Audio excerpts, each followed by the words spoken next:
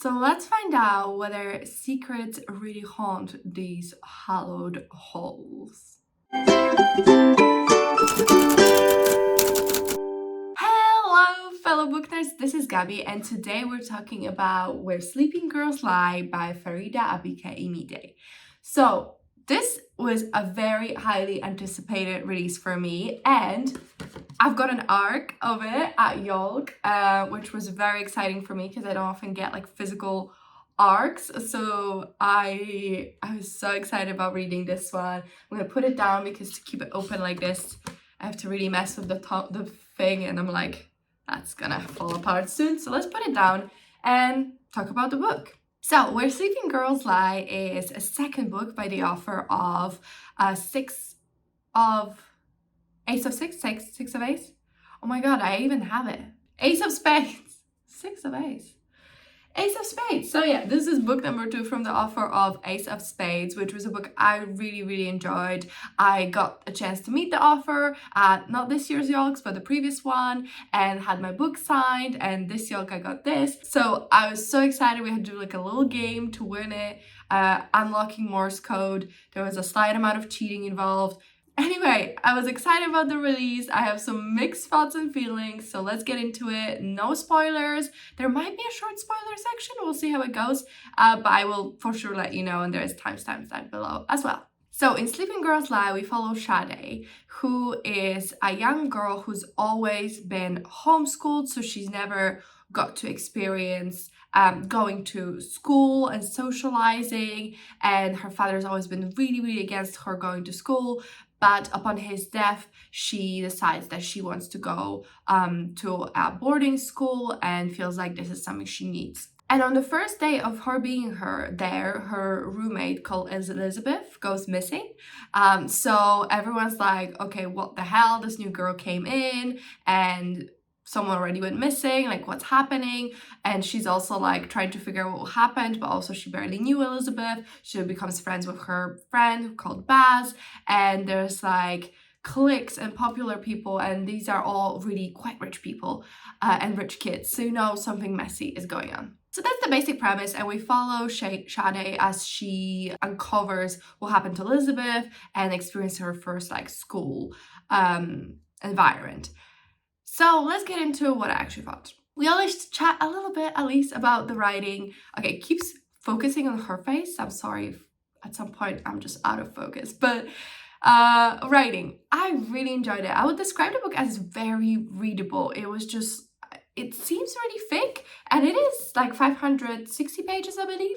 But I was making my way super quickly through it because the book is just written in a way that's easy to digest, and you just want to keep going, and then you're intrigued and you just want to find out what's happening. And it's just very readable. You want to just keep going. It's good writing that services the plot and puts you firmly like in the perspective of the main character. There's some like elements, I wouldn't call it mixed media really, but we do have the Morse code like spelled out, and I feel like there was definitely a lot of hidden messages, and if you like really wanted to decode stuff, you could, because there's some notes and stuff like that. I didn't do all that. I got this one signed as well, and I tried to decode what the hell this means, and because I'm not sure where like the breaks are, it failed miserably. So I didn't decode all these things, but if you wanted to, I feel like there's a lot of hints and clues and things that you could follow in addition to the book to get to the answer a little bit quicker. Then when it comes to world building, I really enjoyed that aspect as well. I did feel like we were in this boarding school with really rich people with lives that maybe I can't 100% relate to, but the main character also can't. But I feel like it was a weird thing because obviously the main character's never been to a school. So she's been homeschooled her entire life. And I just feel like she did not struggle at all. I feel like normally these fish out of the water kind of stories, there's way more emphasis on the fish out of water. This is a brand new experience. They don't entirely know how school works, things like that. Whereas I feel like Sade, I think maybe it's meant to be like, oh, she's got internet, she's got movies, like she's got literature, like it's all covered there. But I feel like still I would have enjoyed a little bit more of her struggling to situate herself within the school body, understand the exact rules. And I feel like she struggled with the workload, but not so much with like the social side, which I would think would be the opposite, because obviously when you're homeschooled, you still have quite a lot of workload, but you don't have like all the social interaction on top of it. So I feel like that could have really enhanced the world building if we felt like the main character was very outside of her comfort zone and we really experienced that. So that I thought could have improved, but the overall world building of feeling you're in the school, feeling like you're with rich kids, feeling like, you know, these halls are hollowed. I feel like that was done pretty well. I enjoyed it. There was like different houses, there were prefects, so there were some very like Harry Potter-ish things that I know are real things in like some British schools, but I didn't go to a British school, so it's kind of foreign to me. So I just think about Harry Potter.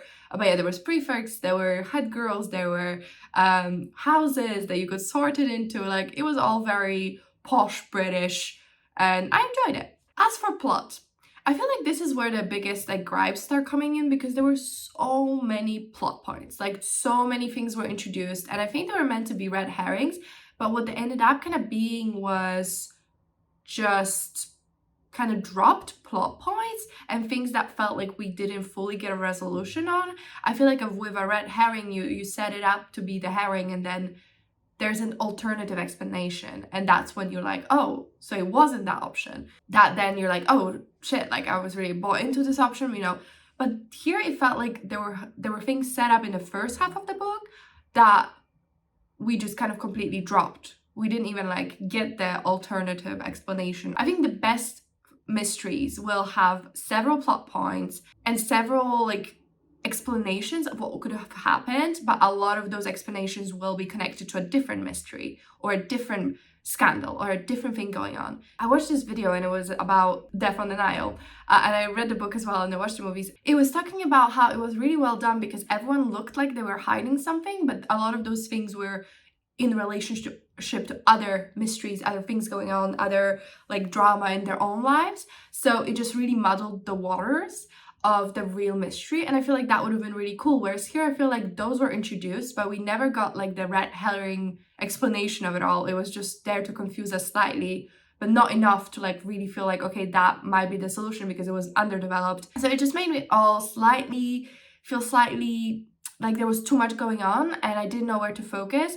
And the final reveal of it all, I have no problems with. I think it was really like a strong message. I think it had a really strong real world connotations. It felt like something that definitely could have happened.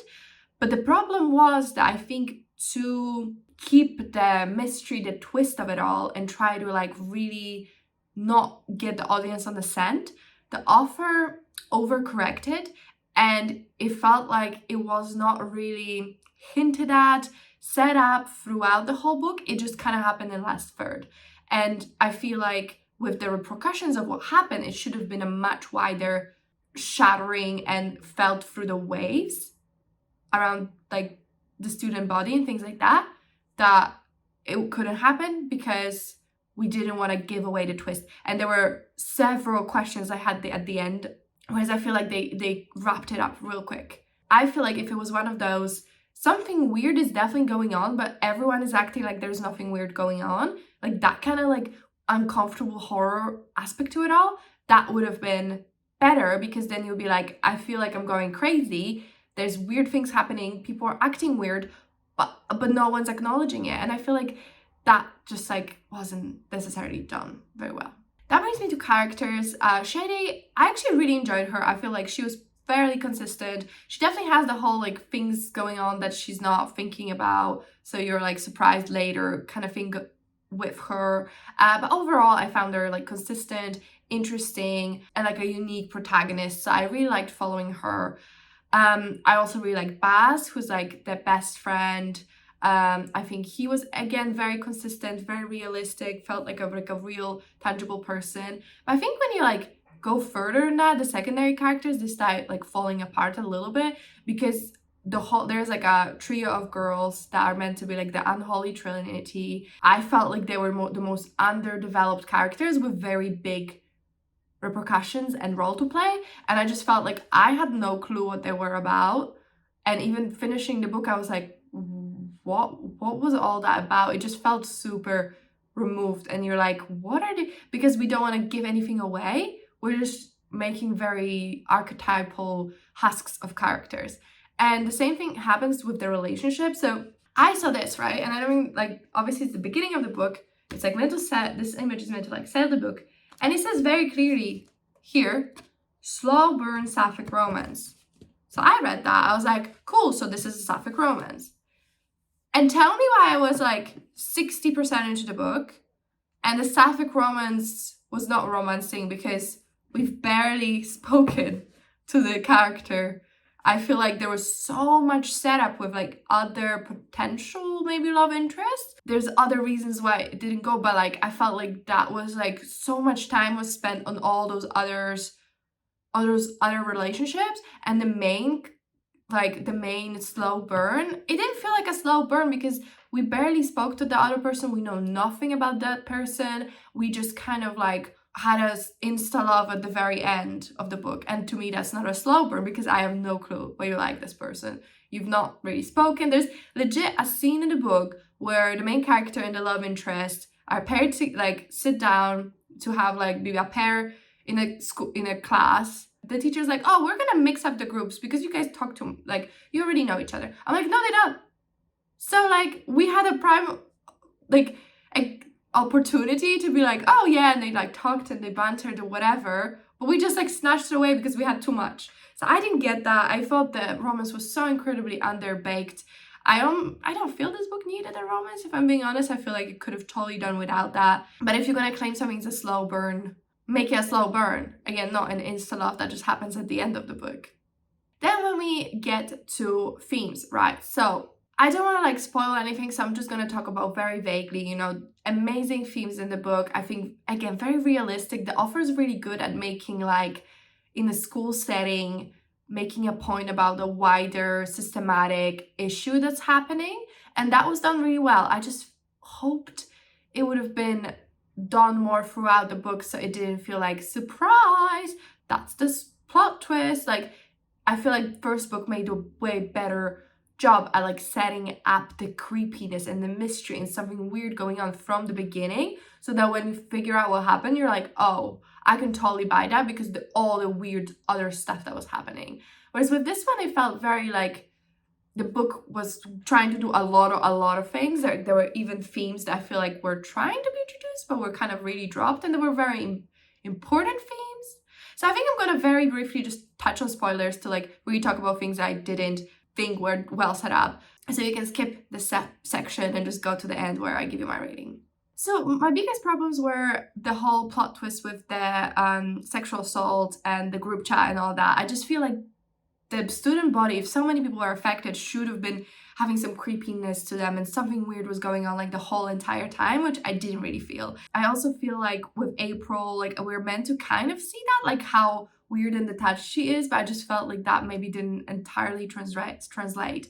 Then I also feel like a lot of the plot points, like the teacher being creepy, like what happened to the box, I assume, like how did they find out about the box and take it from the room? I guess that was August. Did he know because she told him about the security tape, so that's, I guess, why it was wiped. But she didn't tell him she got the box, did she? Like, who took the box? It was just like a lot of things like that I was like, what? I'm confused. So I didn't particularly enjoy that bit. Overall, yeah, I feel like the themes and like the Persephone romance, super underdeveloped, because we're meant to see Persephone as this enigma, and again, it's because of what happened to her and the assault that happened, and same with April, but we want to just hint but not give away the twist. We only find out these things at the last like third of it all. Yeah, there's that. And then like I did like the plot twist with the twin sister. I thought like, oh, okay, that makes sense, like we knew something happened, so that like made sense. And I think her reactions to Jude made sense when you think about like the sister and the impact of it all. But yeah, there was just like so much going on. I was like, Elizabeth, was she just having like concussion for 3 weeks and like dying in that basement room? I just feel like we needed maybe some evil monologuing or something, because I was like so confused and I needed like explanations for these things, because now they just feel like slightly underdeveloped. and like her whole thing, like with her being a bad omen and her family never comes into this picture. Who is even her guardian? Like, it just all felt a little bit like I have questions, is all. So yeah, overall I did enjoy the book, but I had just like a couple of things that I feel like could have made it perfect. So I gave it 4.5 in the end, with Copile rating. So Copile, you rank from 1 to 10 and gives you a star rating. So I gave it 7 for characters, 9 for atmosphere, 9 for writing, 7 for plot, 9 for intrigue, 7 for logic, 9 for enjoyment. So you can definitely see that I still really liked it, and I thought it was really well done, and I had a good time with it. And like overall, I think there's so much merit and value in the book. I just had questions, and I just wanted slightly more, and I just wanted it to be slightly more developed so that we could get there. But yeah, overall, I can't complain. Really good book. I think you should read it. It talks a lot about very important issues, and I wouldn't want it to be looked over, but I just wanted to share my honest thoughts. So yeah, thank you so much, Yog, for the arc. Thank you so much for watching. Did you agree with me, disagree? Have you read it yet? Did I make you want to read it? Let me know. But if you enjoyed the video, if you could give it a comment, like, and subscribe, I really appreciate it. It really helps me out. But that's it from me, and I'll see you in my next one. Bye!